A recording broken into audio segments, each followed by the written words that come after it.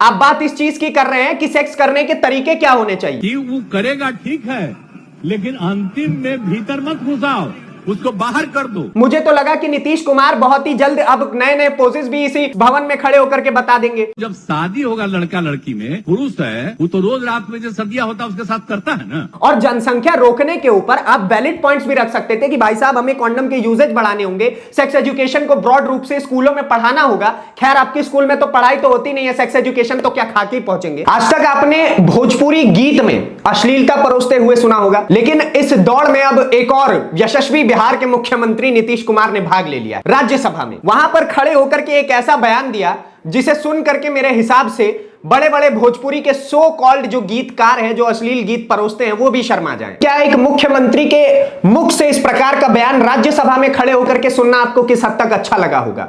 और यह बयान केवल उस जगह पे खड़े होकर के नहीं बोला गया है, बल्कि ये बिहार की धरती पे बोला गया है। जी हां, वही धरती जिसने इस देश को सबसे पहला राष्ट्रपति दिया, जिसने इस देश में धर्म और पंथों का एक अलग इजाद किया था। गौतम बुद्ध को ज्ञान बिहार में आकर के मिला, लेकिन जब बात सेक्स एजुकेशन की आती है तो नीतीश कुमार, जो कि पेशे से एक इंजीनियर हैं और अब राजनीति में इतने बड़े पद पर है कि 13 करोड़ की जनसंख्या वाले राज्य को एक मुख्यमंत्री होने के तौर पर रिप्रेजेंट करते हैं, उसके बाद एक इस प्रकार का बयान देते हैं कि अंदर बाहर निकालना या फिर गिराना या फिर छोड़ना, ये किस प्रकार के बयान है। अरे अगर आपको सेक्स एजुकेशन की बात करनी थी, आप एक डिप्लोमेट वे में एक तरीके से बात करते, क्योंकि आप एक पढ़े लिखे नेता हैं, ऐसा लोग कहा करते हैं। और उस चीज को डिफेंड करने के लिए देखिए कि बिहार के जो उप मुख्यमंत्री साहब है तेजस्वी यादव क्या कहते हैं। मैं तेजस्वी बाबू से भी एक सवाल करना चाहता हूं कि आपने ये वीडियो में एक वीडियो में जो भी बाइट दी, आपका कहना है कि भाई साहब ये सेक्स एजुकेशन के पर्पज से बोला गया है। आप भी स्कूल गए होंगे, हालांकि आपके शिक्षा के ऊपर बहुत सारे सवाल खड़े होते हैं, लेकिन उसके बावजूद भी मैं आपसे पूछना चाहता हूं कि क्या स्कूल में इस तरीके से सेक्स एजुकेशन पढ़ाया जाता है कि अगर आपको जनसंख्या रोकना है, जनसंख्या कम करना है, तो आप बात कर सकते थे वहां पे कि आप कॉन्डम्स का इस्तेमाल कर सकते हैं, लेकिन आप खड़े होकर के वहां बात किस चीज की कर रहे हैं? आप बात इस चीज की कर रहे हैं कि सेक्स करने के तरीके क्या होने चाहिए। मुझे तो लगा कि नीतीश कुमार बहुत ही जल्द अब नए नए पोजेस भी इसी भवन में खड़े होकर के बता देंगे। और शर्म की बात तो यह है कि उस भवन में कई महिलाएं भी बैठी होंगी, कई ऐसे लोग भी बैठे होंगे, और आप खुद इस वीडियो में देख सकते हैं कि इनके आसपास में जो इनके ही पार्टी के नेता हैं, वो भी बहुत ज्यादा ऑकवर्ड फील कर रहे हैं कि भाई साहब ये किस प्रकार की बोली नीतीश कुमार जी अपने मुंह से बोल रहे हैं। आप एक बात बताइए, आप 13 करोड़ की एक ऐसे राज्य को रिप्रेजेंट कर रहे हैं जो वैसे ही पूरे देश में और पूरे विश्व में बदनाम है, उसके एजुकेशन सिस्टम को लेकर के, अपनी हॉस्पिटैलिटी को लेकर के और तरह तरह की चीजों को लेकर के, लेकिन उसके बावजूद भी वाह नीतीश बाबू वाह, गजबे काम कर दिया आप एक तो इतना मूर्ख रूप से अपनी बातों को रखे कि बिहार की जो जनसंख्या है, मैं तो आप एक छोटी सी बात समझिए कि राज्यसभा टीवी को या फिर जो भी वहां पे डिबेट्स होती है, जो भी वहां पे बातचीत होती है, उसे यूपीएससी के छात्र देखते हैं, पढ़े लिखे छात्र देखते हैं, जो एसएससी की परीक्षा में बैठने वाले हैं या फिर अलग अलग जो परीक्षाओं की तैयारी करते हैं वो छात्र भी देखते हैं। तो क्या आप उन छात्रों को भी सेक्स एजुकेशन के बारे में यह सिखाना चाहते हैं? और जनसंख्या रोकने के ऊपर आप वैलिड पॉइंट्स भी रख सकते थे कि भाई साहब हमें कॉन्डम के यूजेज बढ़ाने होंगे, सेक्स एजुकेशन को ब्रॉड रूप से स्कूलों में पढ़ाना होगा। खैर आपके स्कूल में तो पढ़ाई तो होती नहीं है, सेक्स एजुकेशन तो क्या खाके पहुंचेंगे, लेकिन उसके बावजूद भी आप इन पॉइंट्स पे बात रख सकते थे। लेकिन आप किस तरीके से बात कर रहे हैं कि अगर लड़की पढ़ लेगी तो वो बोल देगी कि ऐसे करना है, ऐसे करना है, वैसे करना है। अरे महाराज क्या बोल रहे हैं आप? आपको हमने उस पद पे इसलिए बिठाया क्योंकि हमने सोचा कि आप हम सभी को इतना ऊपर लेकर के जाएंगे, इस राज्य को इतना ऊपर लेकर के जाएंगे कि ठीक है हमारा पूरे विश्व में नाम होगा। लेकिन आपको पहले तो अपनी राजनीति संभालने से फुर्सत नहीं, आपने वहां पे ढोंग बिछा लिया, तो उसके बाद आपको जातियों में बांटने से फुर्सत नहीं, और जातियों में जब आपने बांट लिया, तब जब आपसे भवन में खड़े होकर के सवाल किए गए कि जातियों में बांटने का फायदा क्या है, तो आपने बहुत ही इलॉजिकल इनवैलिड पॉइंट्स दिए। क्या कर रहे हैं आप? उस सत्ता की कुर्सी पे इसी कारण बैठे हुए हैं। एक तो भोजपुरी अश्लीलता को लेकर के वैसे ही हम बिहार वासी अपनी गर्दन झुका लेते हैं अलग अलग जगहों पर जाकर के, और उसके बाद जब भवन में इस प्रकार की चर्चा होगी, और मेरे मन में तो सबसे बड़ा सवाल यह आ रहा है कि भाई साहब इसके खिलाफ कार्रवाई क्यों नहीं हो रही है? आप एक बात बताइए, जब एक नेता संसद भवन में खड़ा होकर के कुछ उटपटांग बोल देता है तो कई लोग उसके खिलाफ, इन्हीं के पार्टी के ये सो कॉल्ड एनडीए गठबंधन के जो लोग हैं वही खड़े होकर के बोलने लग जाते हैं कि ये गलत बोल रहे हैं, ऐसा बोल रहे हैं, वैसा बोल रहे हैं, इनके ऊपर ये कार्रवाई करो, वो कार्रवाई करो। लेकिन अब पूरा एनडीए गठबंधन अपने मुंह के ऊपर एक चेन और ताला लगाए बैठे हुए। क्यों? क्योंकि इस बार तो बात उनके ऊपर आ गई और यही इनकी हकीकत है। तो आप बस इतनी सी बात सोचिए कि वहां पे कई ऐसी महिला सांसदें भी बैठी होंगी जिनके लिए ये सारी बातें बहुत ज्यादा ऑकवर्ड है। आप खुद सोचिए, एक महिला होने के तौर पे क्या वहां पर बैठ करके एक मुख्यमंत्री जो आप ही के राज्य को रिप्रेजेंट कर रहा है वो इस प्रकार की बात करेगा, तो क्या आप पसीना पसीना नहीं होंगे उस जगह पर? और आप छोटी सी बात ये भी सोचिए कि बिहार राज्य अभी उतना आगे नहीं बढ़ पाया इन सभी मामलों को लेकर के।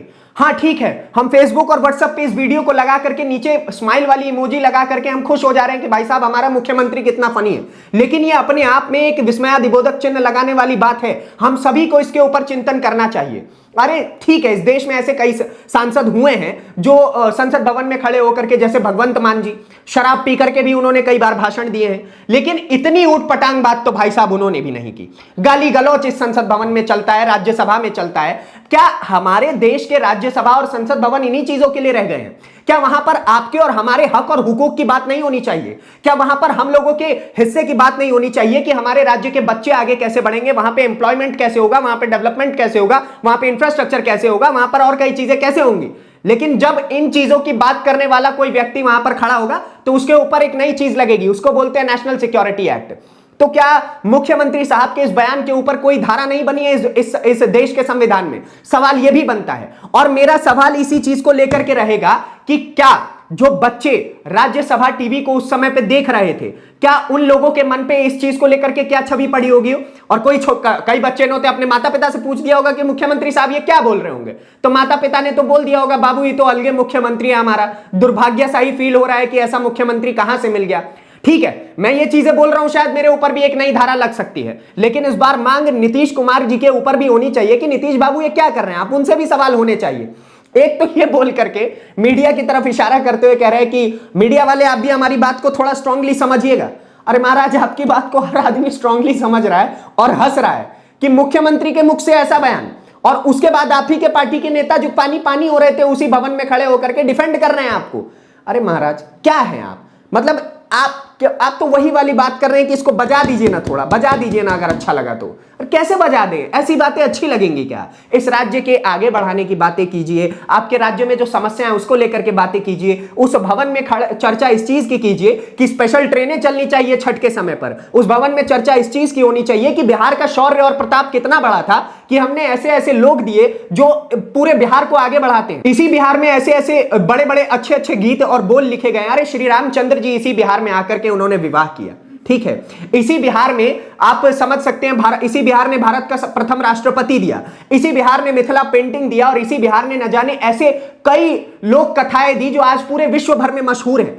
लेकिन आप उसी बिहार को पानी में डुबाए जा रहे हैं। क्षेत्रफल में हम बहुत बड़े हैं, जनसंख्या में हम बहुत बड़े हैं, हम जातिवाद में बहुत बड़े हैं। आप यही चीजें दिखाते रह जाइए, और जब आपसे डेवलपमेंट के बारे में पूछा जाए तो आप हर जगह पानी का इस्तेमाल कीजिए। आप चाहे वो सेक्स एजुकेशन में हो, वहां पे भी आप पानी अंदर बाहर निकालने की बात कर रहे हैं, और चाहे अगर डेवलपमेंट की बात हो तो आप कहते हैं कि हमारे यहाँ पे तो कोई तटीय क्षेत्र ही नहीं है इसलिए बिहार डेवलप नहीं हो पा रहा है, समुद्र ही नहीं है हमारे आसपास इसलिए डेवलप नहीं हो पा रहा है। बाकी राज्यों में तो जैसे अब उत्तर प्रदेश में तो जैसे समुद्र ऊपर चढ़ के डोल रहा हो। मतलब कोई सेंस नहीं है नीतीश बाबू आपकी इन बातों का। और माफ करिएगा, शर्म से पानी पानी हो गया है आपके इस बयान से बिहार, क्योंकि पूरे नेशनल मीडिया में हमारी थू थू की जा रही है कि ये वही बिहार है जो अपने आप को इतना शौर्य और प्रतापी बताता है, ये वही बिहार है जो जेपी बाबू का बिहार हुआ करता था। क्या ये वही नीतीश कुमार है जो जेपी आंदोलन से निकले हुए थे? क्या ये वही नीतीश कुमार है जो पिछले जब शुरुआत के 2 टर्म इन्होंने संभाले थे तो बिहार इनके लिए तालियां पीट रहा था और आज गालियां पीट रहा है? ये हो गया है बिहार की हकीकत। बाकी आपका क्या कहना है नीतीश कुमार की सो कॉल्ड सेक्स एजुकेशन को लेकर के? अब मुझे तो लगता है कुछ समय बाद बच्चे अपने शिक्षकों की जगह सेक्स एजुकेशन सीखने की जगह नीतीश कुमार की इस पुरानी वीडियो को देख लेंगे तो वो सेक्स एजुकेशन ज्यादा बेहतर से समझ पाएंगे।